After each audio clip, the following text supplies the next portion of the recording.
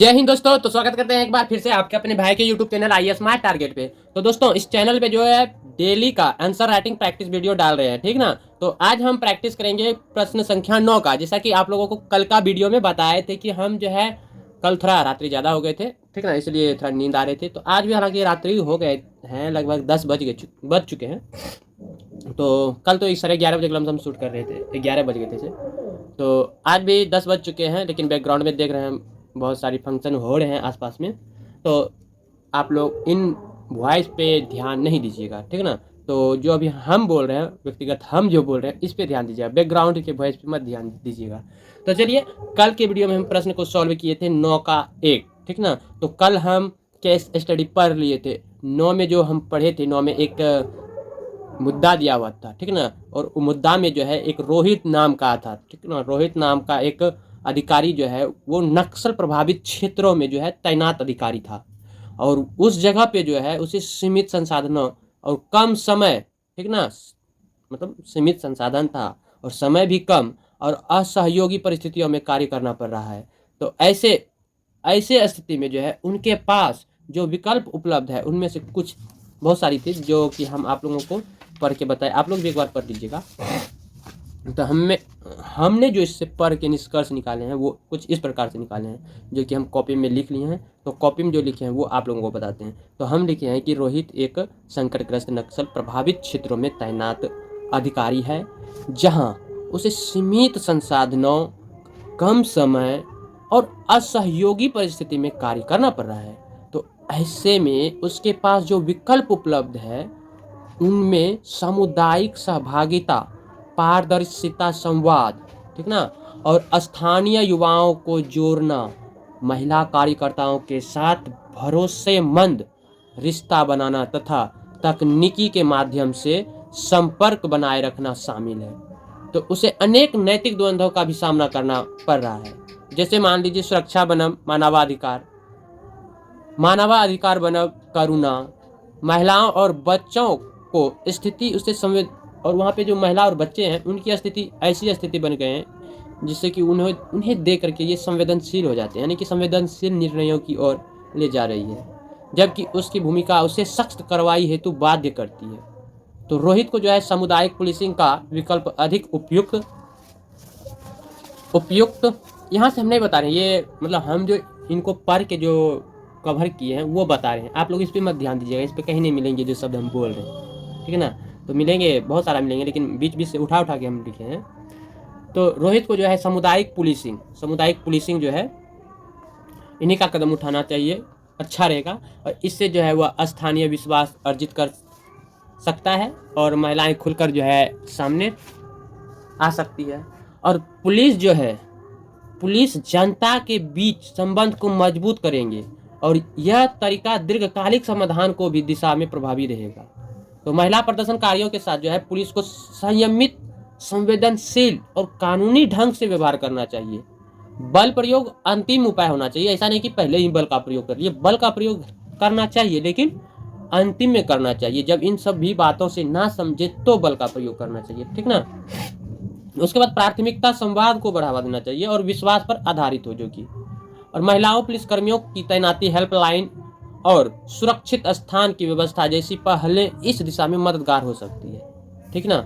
और ये जो परिस्थिति है एक प्रशासनिक अधिकार के संवेदनशील, नैतिक और समावेशी दृष्टिकोण की मांग करती है, जिससे लोकतांत्रिक मूल्यों को रक्षा हो और अस्थायी शांति स्थापना हो, ठीक ना। तो इनका जो एक सारांश निकलता है, शॉर्ट लिस्ट यदि हम कहें, तो इसमें हम ये कह सकते हैं यह केस स्टडी एक नक्सल प्रभावित क्षेत्र में तैनात प्रशासनिक अधिकारी रोहित की संवेदनशील स्थिति को दर्शाती है। उसे न केवल सुरक्षा बल्कि शांति बहाल करनी है, बल्कि स्थानीय जनता, विशेषकर आदिवासी महिलाओं के साथ भरोसे का पुल भी बनाना है। उसके सामने नैतिक द्वंद्व यह है कि कठोर कार्रवाई से शांति लाना आसान हो सकता है, परंतु इससे मानवाधिकार और जन विश्वास पर आघात हो सकता है। तकनीकी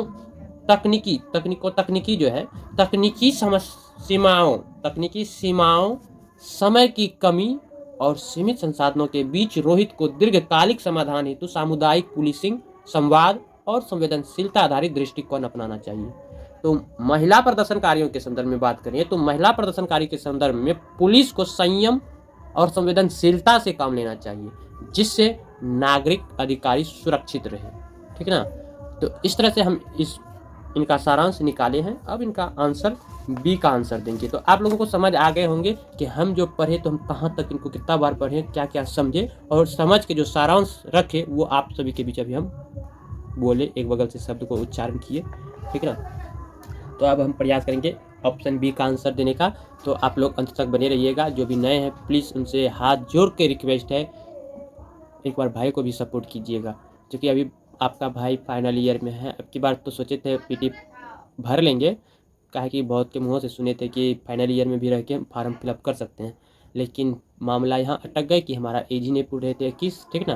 तो इसी वजह से हम चूक गए अब की बार।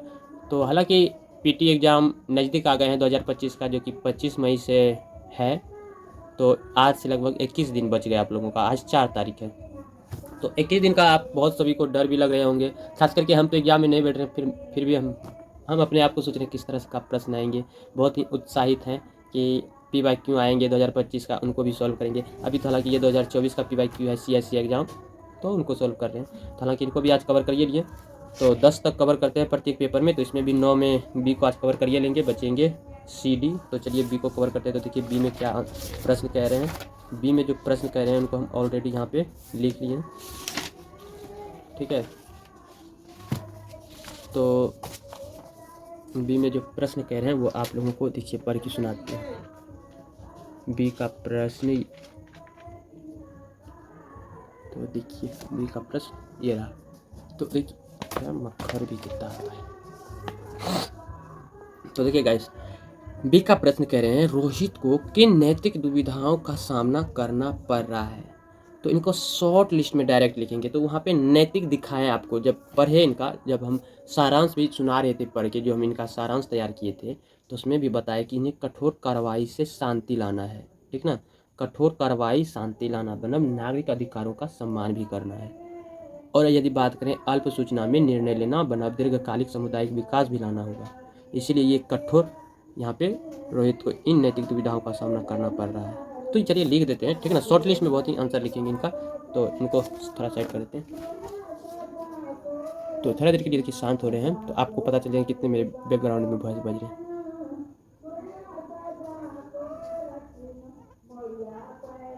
शादी मंगल श्री, कोई बात नहीं, ऐसे होते रहते हैं। तो गाइस लिखना प्रारंभ करते हैं, अभी म्यूट हो जाएंगे।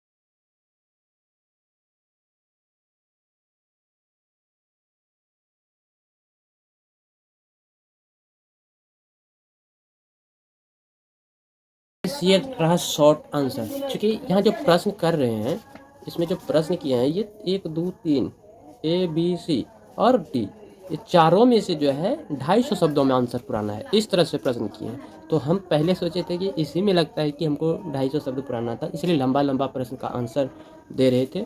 तो अब इनको शॉर्ट कर दिए हैं। चारों का जो आंसर देंगे वो 250 तक सीमित रहना चाहिए, इसीलिए इतना शॉर्ट किए हैं। तो देखिए कितना शॉर्ट कर दिए। रोहित को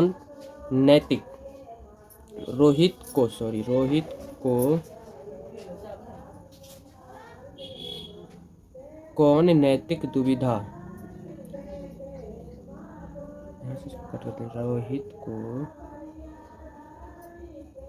किन, प्रश्न था रोहित को किन नैतिक दुविधाओं का सामना करना पड़ रहा है। ठीक ना। तो सेम यही है, रोहित को किन नैतिक दुविधाओं का सामना करना पड़ रहा है।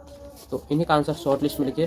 पहला, कठोर कार्रवाई से शांति लाना, बनाम नागरिक अधिकारों का सम्मान, ये दुविधा पढ़ रहे हैं। दूसरा दुविधा है कि अल्प सूचना में निर्णय लेना, बनाम दीर्घकालिक सामुदायिक विश्वास। और तीसरा दुविधा था कि आदिवासी महिलाओं के साथ संवेदनशीलता, बनाम प्रशासनिक शक्ति। और चौथा था आदेश पालन बनव मानवीयता और संवैधानिक मूल्यों का पालन सबसे बड़ा दुविधा। ये 4 दुविधाएं हैं उनके समक्ष, ठीक ना।